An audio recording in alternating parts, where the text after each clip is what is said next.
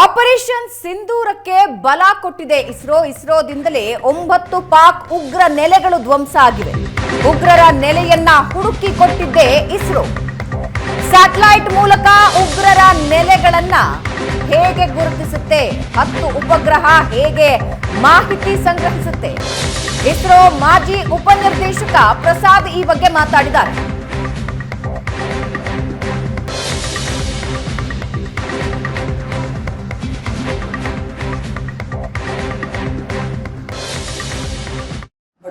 Operation ಸಿಂಧೂರದ ಬಗ್ಗೆ ಇಡೀ ವಿಶ್ವವೇ ಬೆರಗುಗಣ್ಣಿನಂತೆ ನೋಡುವಂತೆ ಮಾಡಿದ್ದು ಭಾರತ.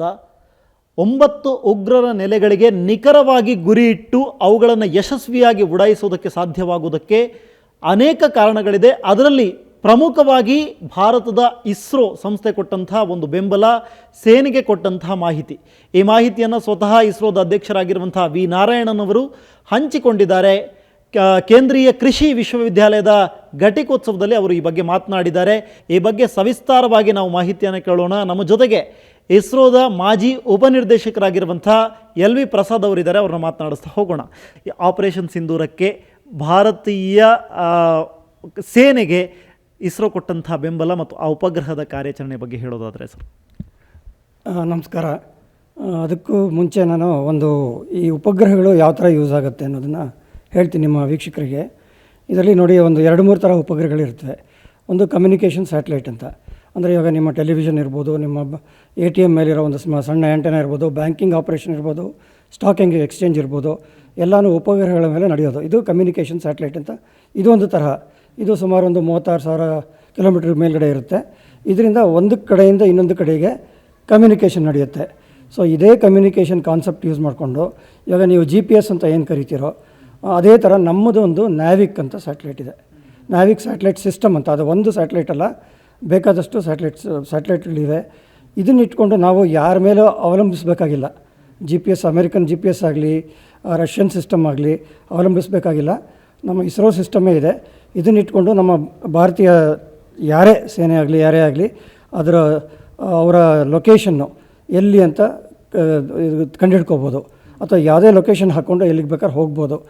ಸೊ ಇದೊಂದು ಪ್ರಮುಖವಾದ ಉಪಯೋಗ.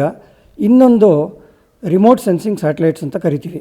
ಈ ರಿಮೋಟ್ ಸೆನ್ಸಿಂಗ್ ಸ್ಯಾಟಲೈಟ್ಗಳು ಕಮ್ಯುನಿಕೇಷನ್ ಸ್ಯಾಟಲೈಟ್ ಇವಾಗ 36,000 ಕಿಲೋಮೀಟರ್ ಮೇಲ್ಗಡೆ ಹೇಗಿರುತ್ತೋ ಈ ಕಮ್ಯುನಿಕೇಷನ್ ಒಂದು ಪಾಯಿಂಟಿಂದ ಇನ್ನು ಪಾಯಿಂಟ್ ಕಮ್ಯುನಿಕೇಷನ್ ಮಾಡೋಕ್ಕೆ ಇವು ಭಾಳ ಕಡಿಮೆ ಎತ್ತರದಲ್ಲಿರ್ತವೆ. ಸುಮಾರು 400 ಕಿಲೋಮೀಟ್ರು, 500 ಕಿಲೋಮೀಟ್ರು ಅಥವಾ 900 ಕಿಲೋಮೀಟ್ರು ಈ ಥರ ಎತ್ತರದಲ್ಲಿರ್ತವೆ, ಡಿಪೆಂಡಿಂಗ್ ಆನ್ ಅದರದ್ದು ಏನು ಉಪಯೋಗ ನಮಗೆ ಬೇಕು ಅನ್ನೋದು.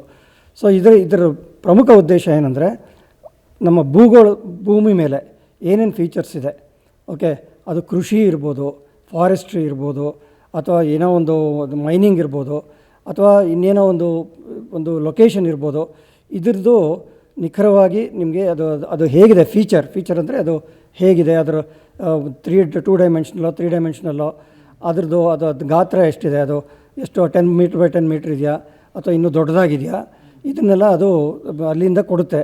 ಇದರಲ್ಲಿ 2 ಟೆಕ್ನಿಕ್ ಯೂಸ್ ಮಾಡ್ತಾರೆ.